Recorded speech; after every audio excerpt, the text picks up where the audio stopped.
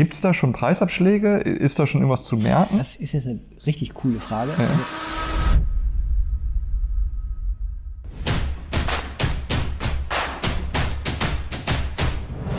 Der Immobilien-Experten-Talk. Andreas, willkommen zurück zum zweiten Teil. Wir haben im ersten Teil sehr viel über Daten gesprochen. Daten hängen aber auch immer sehr viel mit Transparenz zusammen. Der Immobilienmarkt ist grundsätzlich einer, wo sehr häufig über die Transparenz gesprochen wird. Meine Frage an dich, wo haben wir denn in dem Immobilienmarkt transparenten Markt und wo haben wir einen intransparenten Markt? Du, das ist tatsächlich ein Lieblingsthema von mir, weil ich seit 4 Jahren, glaube ich, für einen Kunden hier in Berlin, HPWA, die sogenannte Off-Market-Studie mache. Der Kunde hat gesagt, sag mal Andreas, alle Makler möchten, das ist das Allerschönste, wenn man einen Off-Market-Deal hat. Ne? Für den Verkäufer, für den Makler oder für den Käufer? Erstmal für den Verkäufer. Ne? Okay. Aber es gibt auch den einen oder anderen Käufer, der sagt, nee, ich möchte eigentlich gar nicht, dass das rauskommt, was ich da gezahlt habe. Also auch die Käufer können Off-Market ganz gut ertragen. Nicht Off-Market heißt, ich gehe auch in einen Wettbewerb. Ne? Ich gebe also das Objekt in den Markt und warte einfach darauf ab, dass jemand sagt, ja, ich bin interessiert, und dann geht man halt in Verhandlungen und sagt, zu dem Preis vielleicht noch, gibt es noch jemanden, der ein bisschen höher ist. Ne? Das ist ein offenes Verfahren. Ne? Das sind sogenannte Vita-Verfahren, die sehr aufwendig sind. Ne? Also man muss ein Video, also in einem großen institutionellen Bereich, muss ein Video machen und Booklets machen und das und muss Termine machen und so. Off-Market heißt, ich weiß genau, wer das Ding kaufen will. Wir gehen da mal hin und dann machen wir untereinander einen Preis aus. Geht nicht über den Makler, das wird nicht irgendwo groß an die Glocke gehängt, geht nicht in die Medien und gut ist. Ne? Wir sagen, dieser Off-Market ist nochmal gut 1/3, wenn nicht die Hälfte, 50% dessen drauf, was wir auch in den normalen Transaktionszahlen haben, die, ich sage mal, von CIA, Zentraler Immobilienausschuss, von den Banken und so weiter veröffentlicht werden, von den großen Maklern. Dieser Off-Market ist wirklich eine große Geschichte in Deutschland. So, jetzt ist die Frage, was wird denn eigentlich stärker gehandelt im Off-Market? Ne? Büroportfolios oder Wohnungsportfolios? Wir haben festgestellt, sehr stark im Wohnungsmarkt, also gar nicht so stark im Bürobereich. Was glaubst du, woran liegt das? Ja, im Wohnungssektor gibt es halt diese ganzen Bestandswohnungen, ne? Also diese, ich sag mal, teilweise 50er Jahre, teilweise auch die 80er Jahre. Da will sich auch gar keiner groß mit brüsten, dass er die gekauft hat. Ne? Das sind reine Cash-Cows. Das ist dann auch nicht so ein sexy Investment. Ne? Also damit kannst du keine Geschäftsberichte füllen. Im Gegensatz zu Büroportfolien, die dann halt meistens ganz verlierliche Bürogebäude sind und so weiter. Aber also dieser Off-Market, diese Intransparenz im deutschen Markt, die ist eklatant.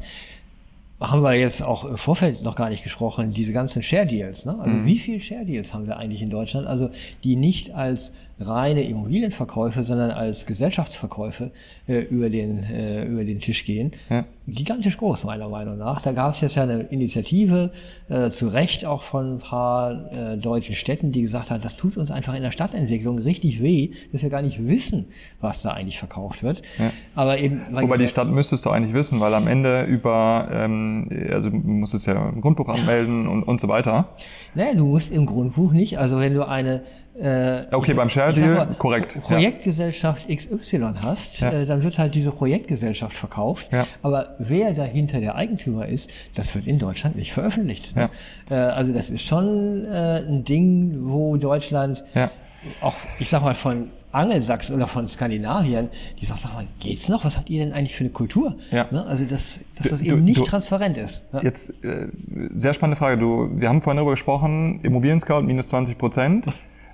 Das wäre dann eigentlich, dieser Preis ist ja nur für den transparenten Markt. Jetzt müsste ich eigentlich hingehen und sagen, naja, wenn ich 1/3 oder die Hälfte noch im Off-Market-Deal habe, kann ich eigentlich ja noch mehr runterziehen, weil die Preise habe ich nicht und dementsprechend ist der Preis, den du öffentlich siehst, nochmal komplett anders verfälscht. Das ist ganz interessant, das haben wir tatsächlich in diesen Studien gemacht. Also man kann diese Studien, übrigens Off-Market-Studie, kann man im Internet nachgucken. Ist das auch preisrelevant? Es ist relativ wenig preisrelevant. Sowohl Verkäufer als auch Käufer sagen, wir wollen einfach diesen ultra komplizierten Prozess nicht machen. Ne? Ja. Wir wollen einfach hinter verschlossenen Türen sagen, wir machen's. fertig. Also ich sag mal, Preisdifferenz, man weiß ja nicht, wie das in einem Vita-Verfahren gelaufen wäre. Ne? Also von daher ist es auch schwierig zu vergleichen. Aber ich sag mal so, minus plus 5%. Ne? Also mehr ist das eigentlich nicht. Ja, okay, aber ich meine, dann sind wir schon bei einem Viertel des Preises. Kann auch wieder was ausmachen, klar, sicher. Würdest du sagen, Unterschied Wohnungsmarkt im Vergleich zu Commercial, also sprich Büro, Einzelhandel etc.? Meine Hypothese wäre, im Einzelhandel ist es nochmal eklatanter, weil je größer das Objekt, desto mehr wollen eigentlich sich nicht damit brüsten und sagen, hey, ich bin der Eigentümer davon. Ja, siehst du es genauso? Im Einzelhandel ist auch, also wirklich, ich weiß gar nicht, ob ich das im Video sagen kann.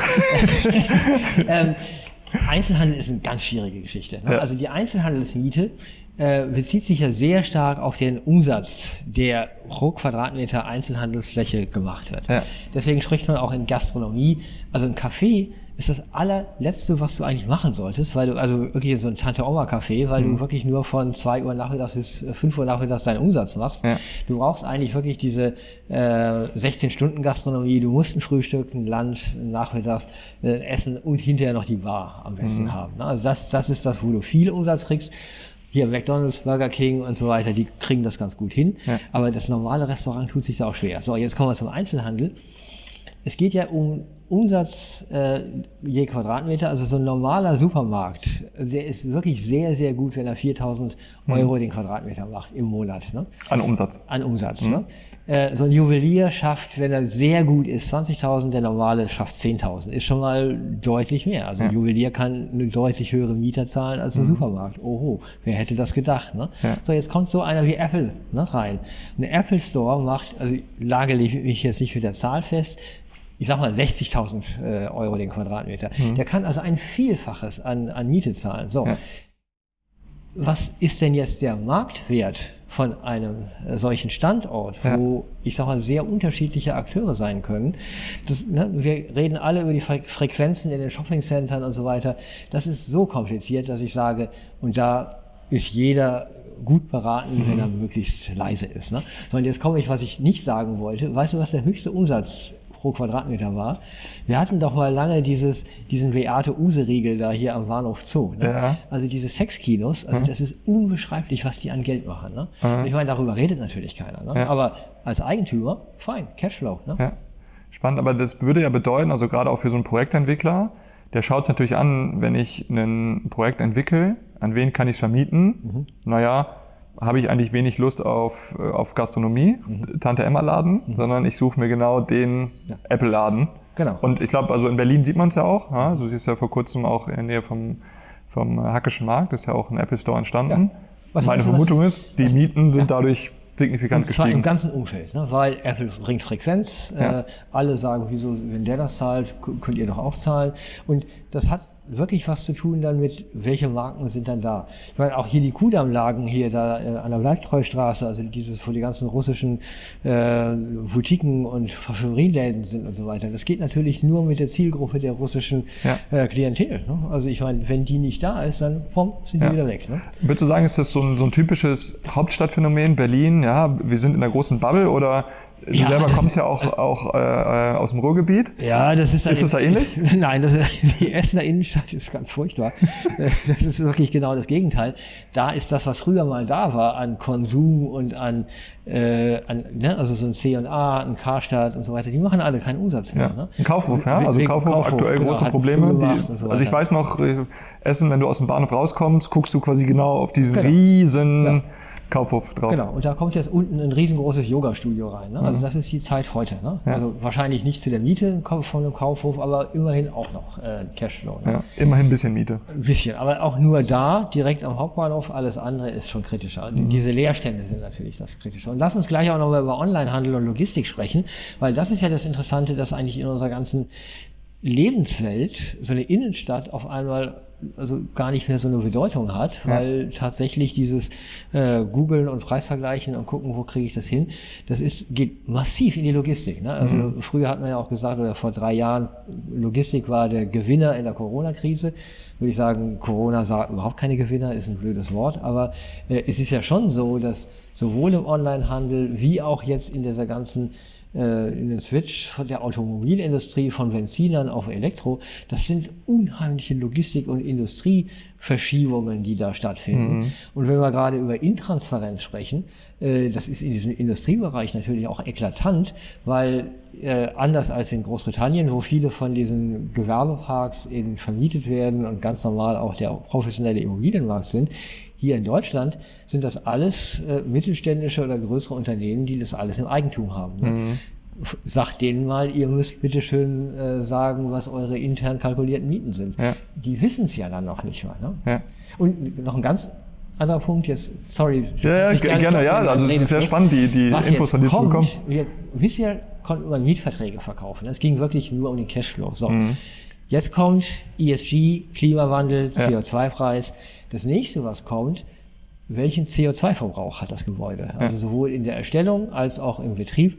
Was ist der CO2-Preis eines Gebäudes? Das wird jetzt unter ESG-Gesichtspunkten ein riesengroßes Thema. In diesen Jahren sind alle total paranoid und wissen nicht vor, nicht zurück, weil jeder sagt irgendwas. Das ist der nächste große Punkt, der uns in die Zukunft führt, wo wir sagen, es geht ja gar nicht nur um den ökonomischen Wert, sondern um den langfristigen Wert. Und tatsächlich habe ich ein Gebäude, was in den großen Portfolien, die alle sagen, wir kaufen nur noch klimaneutral, klimafreundlich, alles andere ist sogenanntes Stranded Asset. Also da kommt noch richtig was auf uns zu. Ne? Ja, das ist spannend. Also ich habe vor kurzem auch mit ein paar Banken dazu gesprochen und O-Ton war, wir wollen gar keine schlecht sanierten Wohnimmobilien als auch Gewerbeimmobilien. Das ist das sogenannte Stranded Asset. Also die großen Investoren und die großen Banken haben einfach wirklich Angst davor, in 20 Jahren auf was zu sitzen, was sie überhaupt nicht mehr loswerden. Lass uns noch einmal auf das Thema Transparenz für ESG bzw. Energieklassen. Wenn du mich fragst, ich wüsste gar nicht, wo ich hingucken muss, um mir da mal einen Überblick zu verschaffen. Gibt's da was? Ja, erstmal DGNB, also gucken, wie machen die das, also die sind schon eine große Institution. Dann gibt es die Cradle to Cradle NGO, heißt es, die sitzen hier in Berlin, Tempelhofer Flughafen, sind auch noch eine kleine Unit. Es wird ja überhaupt erst definiert, was denn nachhaltig ist. Ne? Ja. Also nachhaltig kann ja Energieverbrauch sein, kann Ressourcenverbrauch sein, dann kommt irgendwann auch dieser Social Impact rein, Baumaterialien kommt rein, sind sie Verbundstoffe, sind sie einzeln. Also es gibt so viele Aspekte, die gerade betrachtet werden und es ist ein Kraut und Rüben gerade in dieser Zeit. Lass uns mal vielleicht mal konkret am Beispiel Wohnimmobilie, wenn du dich da mit Thema ESG auskennst und offensichtlich auch schon in die Berichte reingeguckt hast, was würdest du sagen, ist eine typische Wohnimmobilie, egal wo sie ist, vom Standort so ein typisch G oder H, also schlechteste Energieklasse. Gibt es da schon Preisabschläge? Ist da schon irgendwas zu merken? Noch nicht. Das ist jetzt eine richtig coole Frage. Also hoffentlich kriegen das unsere Zuhörer auch wirklich mit. Wir werden in einem Markt, so wie er jetzt ist, also mit fallenden Preisen, hohe Inflationsrate, relativ hohe Zinsen, wieder die Zeit der sogenannten Opportunisten haben. Wir werden wieder angelsächsische Hedgefonds sehen, die in Deutschland kaufen, was zu kaufen ist, mit wahrscheinlich Preisabschlägen, aber die werden die am Ende machen. Ne? Und das ist ja das Fatale, dass der Immobilienmarkt auch so stark vom Kapitalmarkt abhängig ist. Also ich war gestern gerade in so einer Skatrunde. Es gibt jetzt 2 große Pensionsfonds in UK, die wegen dieser Liz Truss Politik und in dieser Unsicherheiten, die da reinkamen, also wirklich beinahe illiquide geworden wären. Also diese großen Pensionsfonds, die uns alle unsere Renten sichern sollen, die müssen ganz höllisch aufpassen, wo kriege ich noch eine Rendite, und die werden auch das eine oder andere aus diesen opportunistischen Dingen reinholen, um sich eben eine höhere Rendite auch zu erwirtschaften. So, und weil das so ist, würde ich immer noch sagen, auch schlechteste Energieklassen, Ich glaube nicht an Stranded Asset. Ich glaube daran, so ähnlich wie nach der Finanzkrise, haben ja auch alle gesagt, man kann nur in den A-Städten investieren. Also alles andere geht gar nicht, wird nicht finanziert, ne? Wegen der Regularien. Hat sich dann auch geändert. Ne? Mein Wort an dieser Stelle, wir werden nicht in allen Gebäuden im Bestand den Demeter-Standard haben. Also ein grüner Aldi tut's auch. Ne? Ja. Und diese Frage, wo balancieren wir uns da aus, ist eine politische Frage. Also ähnlich wie jetzt hier, ne, hat jetzt mit Transparenz wenig zu tun. Halten wir unsere AKWs noch am Laufen oder also machen wir sie runter? Ja. Das ist alles politisch am Ende. Ne? Ja. Und zwar weltpolitisch, nicht internationalpolitisch. Jetzt sind wir ein bisschen vom Thema abgekommen. Transparenz. Was rate ich jemandem da an dieser Stelle zu tun? Relativ viel selbst zu tun. Also natürlich, klar, Wärmepumpe, wenn ich gerade eine aus China kriege, immer machen oder Photovoltaik. Also immer wieder selber gucken, was geht gerade. Ne? Und mich nicht auf zu viele große Experten zu verlassen. Also, weil du auch gerade sagtest, also wo kriege ich denn auch gute Daten her? Wie mache ich mir ein gutes Bild, indem ich mich wirklich persönlich involviere? Ja. Das kostet Zeit. Ne? Ja. Und zwar leider mehr Zeit, als einfach mal auf den Knopf zu drücken, die Aktie kaufe ich ne? Und verkaufe ich. Wenn ich jetzt so raushöre, wir haben Wohnimmobilienmarkt, wir haben Einzelhandel, wir haben große Büroflächen, den Tante-Emma-Laden haben wir jetzt alles einmal so ein bisschen versucht zu thematisieren. Ich habe jetzt das Gefühl, als Laie habe ich doch gar keine Chance, den Markt zu verstehen. Auch nicht als Profi. Genau. Das ist gut, dass du das sagst. Ja, wirklich, ich sage ja, als 35 Jahre, also es ist herrlich, an diesen ganzen Dingen dran zu sein. Wir müssen ja auch strategisch gucken, wie kommen wir denn auch als Beratungsunternehmen genau richtig weiter und können in zig Wettbewerber links liegen lassen. Das ist unheimlich komplex. Und um dem Ganzen jetzt nochmal eins draufzusetzen, es wird sich ja ändern. Es wird sich nicht nur in puncto CO2-Thema ändern. Die ganze Frage, sind wir überhaupt eine Marktwirtschaft, also liberale Marktwirtschaft oder eine soziale Marktwirtschaft? Wenn wir totalitäre Staaten wie in China haben oder totalitäre Systeme überhaupt in Asien oder in der Türkei oder lasst Trump wieder an die Macht kommen, die USA war ja nicht anders. Wenn also dieses, was wir als demokratischen Multilateralismus besprechen, wenn wir da nicht weiterkommen, dann wird überhaupt die Frage des Marktes in Frage gestellt werden. Ja. Also haben wir überhaupt dieses Angebot-Nachfrage-Thema oder sind wir nicht irgendwann in politischen Systemen, wo das einfach verfügt wird? Ne?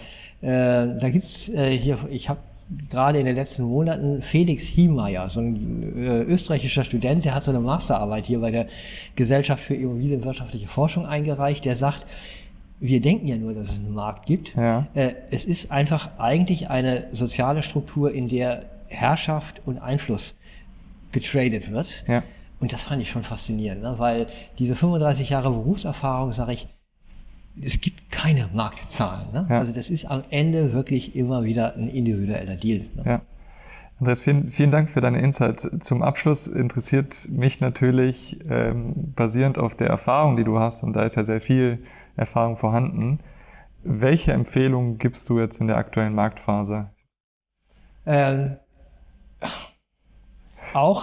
Ich sage auch abwarten. Ne? Also sorry, ne? Das ist für alle, die an einem Transaktionsmarkt interessiert sind. Ja. Ich würde tatsächlich abwarten bis irgendwie, ich sag mal, Frühjahr nächstes Jahr. Das sagen viele übrigens. Ne? Also auch professionelle Akteure sagen, wir müssen gucken, wie wir durch den Winter kommen. Wir müssen gucken, was wird der Ukraine-Krieg. Das wird kein Frieden geben, aber wird es in dieser globalen Struktur irgendwie eine Festigung geben und können wir dann, und das ist das Gute, mit unserem vielen Geld, was wir in Deutschland ja nach wie vor haben, dann wieder von vorne starten. Also schon ein bisschen abwarten und aber einfach mir auch klar sein, wir sind in einem Abschwungzyklus. Ne? Die Frage ist, wie stark er ist und wie lange er anhält. Ja, okay. Ja.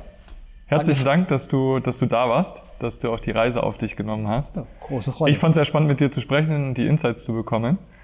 Und ich würde sagen, lass uns einfach in den kommenden Monaten nochmal zu dem Thema sprechen. Und wer weiß, vielleicht hat sich was Richtung Datentransparenz sehr gerne entwickelt. Danke für die Einladung. Und das Gute hier an diesem Take ist, die haben eine Toilette, wo man Sliding Gale hat. Hast du gemerkt? Ich habe ein bisschen was reingetan. Sehr gut. Gut. Vielen Dank und dir eine gute Rückreise. Danke. Das war der Immobilien-Experten-Talk mit Andreas. Wir haben über Daten und Transparenz gesprochen. Und wenn wir eine Aussage mitnehmen können, ist, der Markt ist nicht einfach und wir brauchen jetzt Experten, die halt genau wissen, wo steht der Immobilienmarkt. Deswegen, wenn du Fragen hast, melde dich gern bei uns und freue dich auf weitere Ausgaben.